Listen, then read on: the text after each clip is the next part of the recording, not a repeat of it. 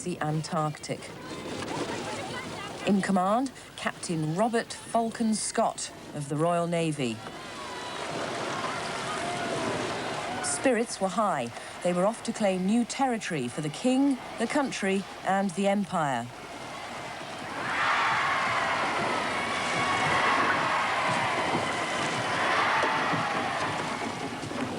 They didn't know that Scott's big rival, Roald Amundsen from Norway, was a month ahead of them.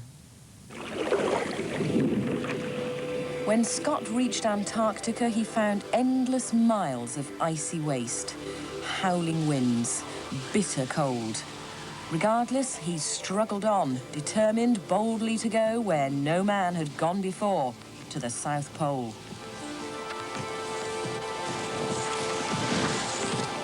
But Amundsen got there first. The Norwegians reached the pole at 3 p.m. on the 15th of December 1911. Scott and his team were still battling with the cold 360 miles away.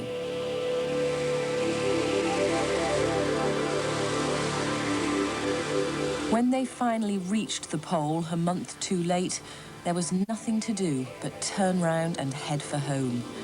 And that was when they really felt the cold. They suffered the agony of frostbite on their faces and their hands. In the end, they froze to death.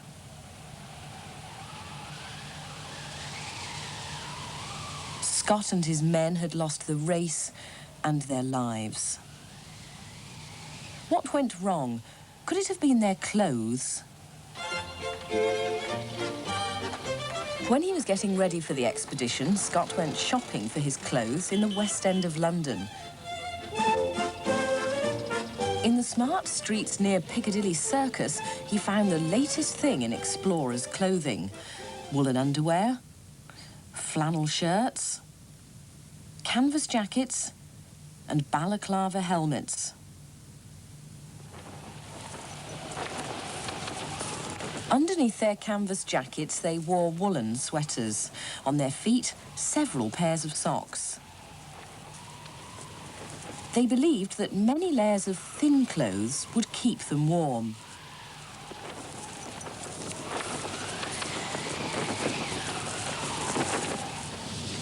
Roald Amundsen dressed quite differently. He wore fur clothes like the Eskimos. Even today, some Eskimos still wear polar bear skins. Without clothes, a warm body quickly loses heat and gets cold. The job of your clothes is to stop the heat escaping. In other words, to insulate you from the cold world outside.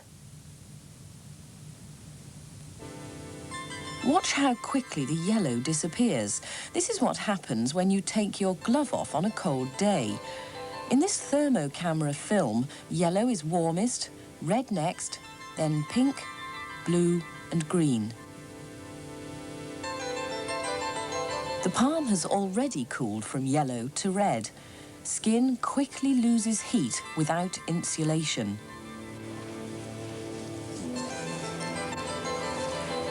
Animals that live in the Arctic don't have naked skin. What do they use for insulation? Do you think Scott could have learned anything about keeping warm from the polar bear? Or from the reindeer?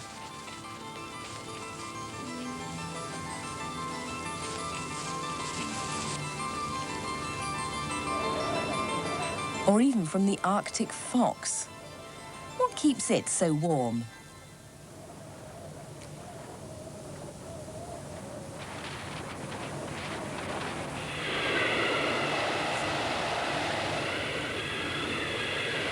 When it's really cold, animals use extra tricks to try and keep themselves warm.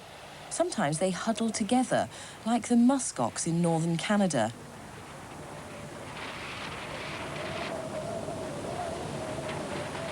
And these sheep in the dales of Yorkshire. Why do you think huddling together might help? Sometimes we can learn more by looking at the animals with the thermocamera, a special kind of scientific eye.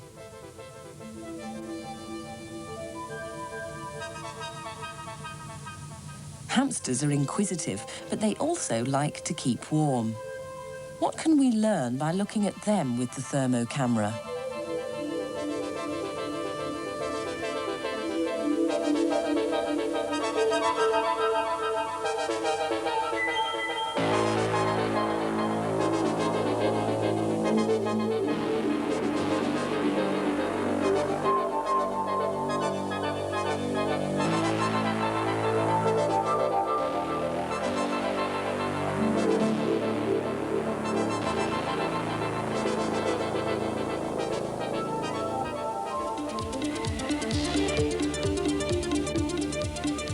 When they stopped for the night on their way to the South Pole, Scott and his men tried to keep warm by huddling together in their sleeping bags.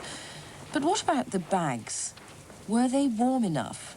How can we tell scientifically whether their bags provided good insulation?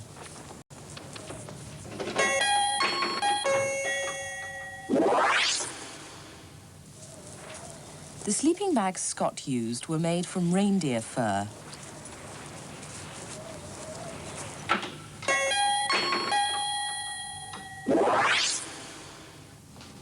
To test a reindeer fur sleeping bag, these scientists are taking it into a special cold room.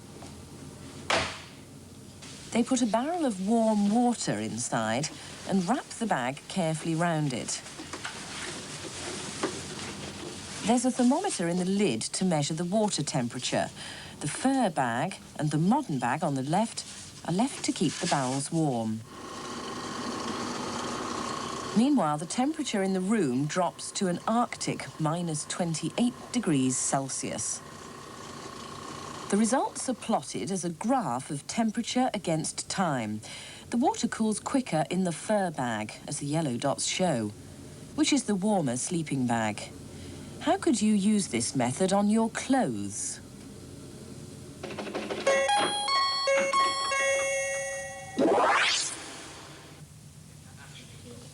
To test the insulation of their anoraks, these scientists are using conical flasks of warm water. One flask is insulated in the sleeve of the anorak. The other is left out on the bench.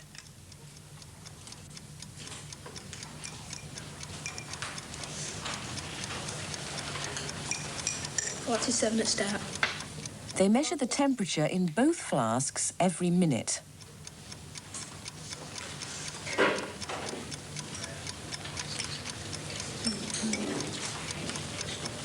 Why do they have two conical flasks? What's the other flask for?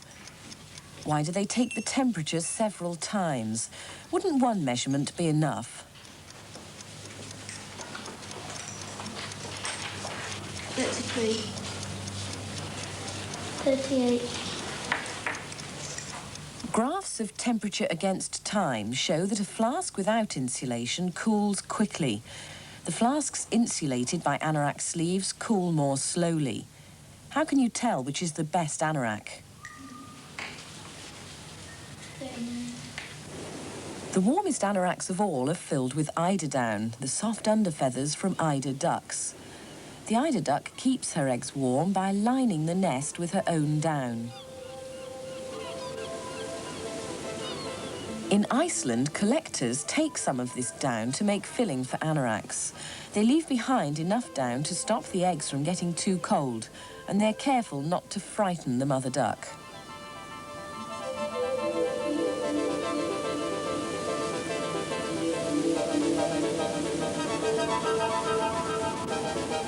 Eiderdown filling is used in the clothes worn by climbers on Everest, the highest mountain in the world.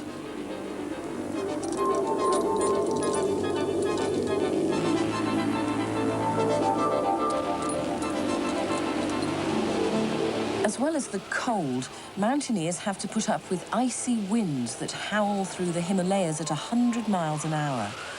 Why do you think it's important that the outer layer of their clothes should be windproof?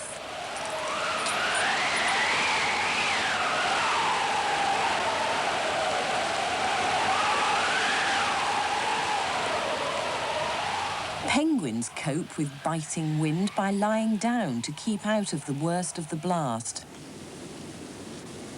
Eskimos usually wear their sealskin jackets fur side in so that the leather keeps the wind out. How windproof are your clothes?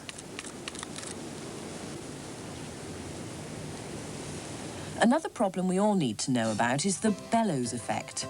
Body movements can squirt warm air out of your clothes if they don't fit tightly at the edges. How do your clothes deal with the bellows effect? Why do you think Eskimos have fur at the collar, cuffs and waist? And what is it about fur that makes it such a good insulator? How could you test it scientifically?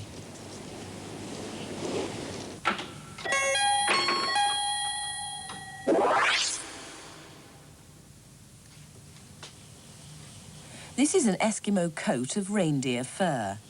Long, thick hairs with lots of air trapped between them. Air is a good insulator. Air trapped in the fur makes it very warm. Scientists measure insulation in togs. This reindeer fur is on a tog meter. There's a warm hot plate underneath, and this probe will measure how much heat comes through.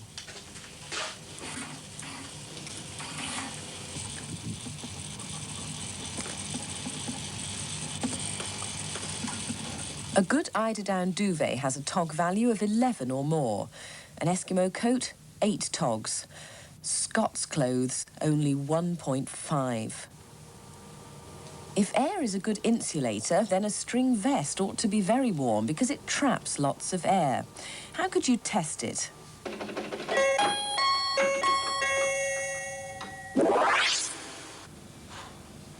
First, vigorous exercise to warm up the skin.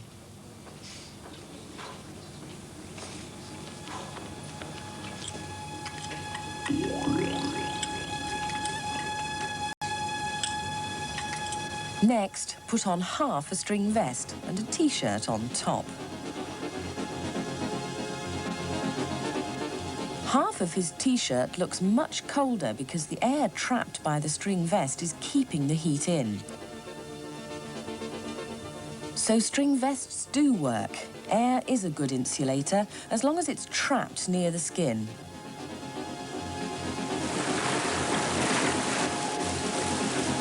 But Arctic animals don't always stay dry. What happens to insulation when things get wet?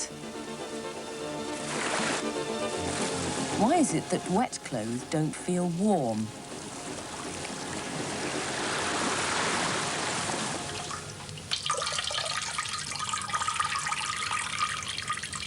This is the material used to fill an anorak.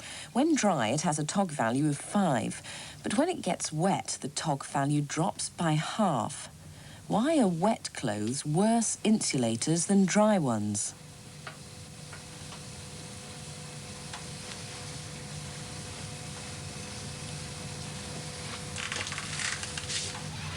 Why do you think it's important to keep your clothes dry? And why is it dangerous to stay out in the cold when your clothes get wet?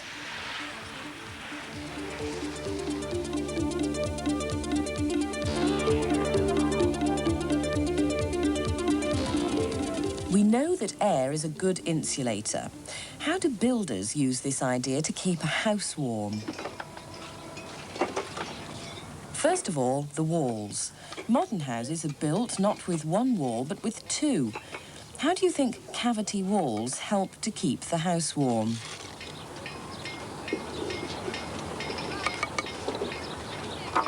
Old houses can often be made warmer by filling the gap with special foam called cavity wall insulation.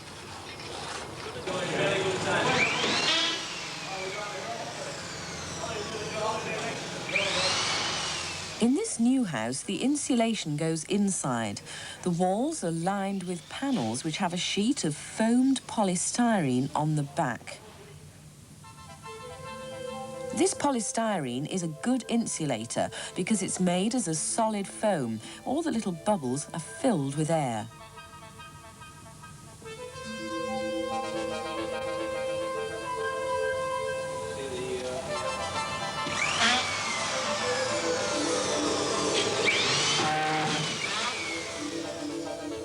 You can see how well polystyrene keeps heat in.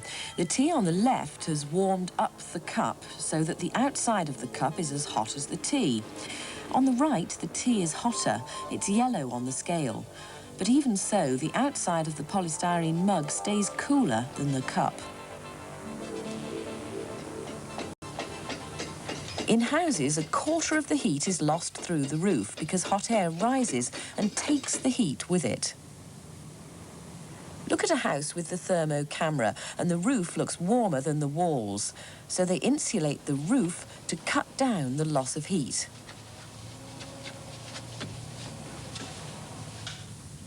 The insulating material is fiberglass, very fluffy, with lots of air trapped between the fibres.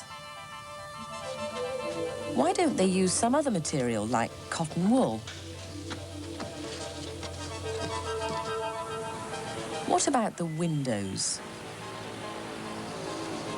In this house, the kitchen window looks warm, even though it has double glazing.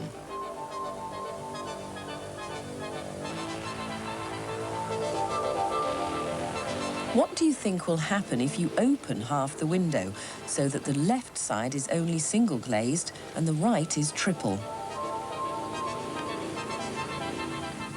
So, was Captain Scott let down by bad insulation? Was Amundsen better off in his fur clothes? What fair test will compare the two with modern mountaineering equipment?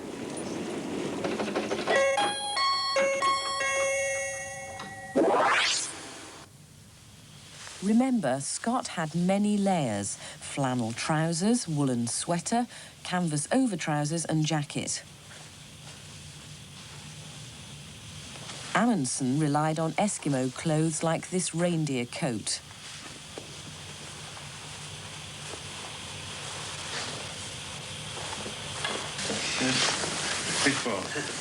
Okay. Before going into the cold room, these scientists put temperature probes under their armpits so that their skin temperatures can be recorded. Inside, a giant fan simulates the icy Antarctic wind. The room is still at -28 degrees Celsius. And their temperatures are beginning to fall.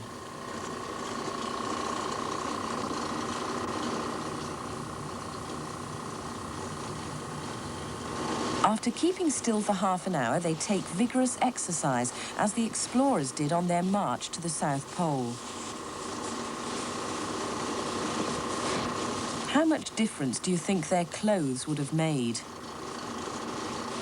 Why do you think modern equipment might be more effective? Would Captain Scott have been better off if he'd had a scientific eye? If you had been able to take part in the race to the South Pole, what advice would you have given Captain Robert Falcon Scott? And just how warm are your clothes?